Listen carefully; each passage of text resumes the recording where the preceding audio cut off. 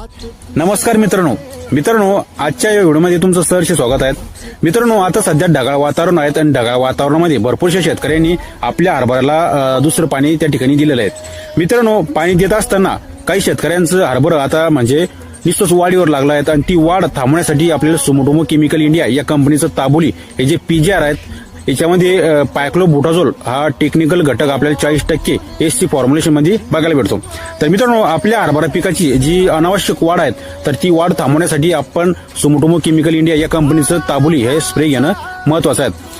भरपूरसे शेतकरी याचा स्प्रे आपल्या हरभरा पिकाची अनावश्यक वाढ नियंत्रण करण्यासाठी याचा उपयोग त्या ठिकाणी करत असतात।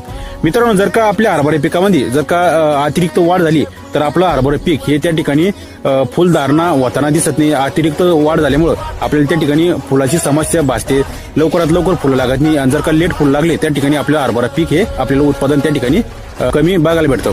तर याच्यासाठी आपल्या हरभरा पिकाची जी अनावश्यक वाढ आहे तर ती वाढ रोखण्यासाठी आपण सुमोटोमो केमिकल इंडिया या कंपनीचं ताबोली हे जे पीजीआर आहेत तर याचा वापर आपण त्या ठिकाणी करू शकतो।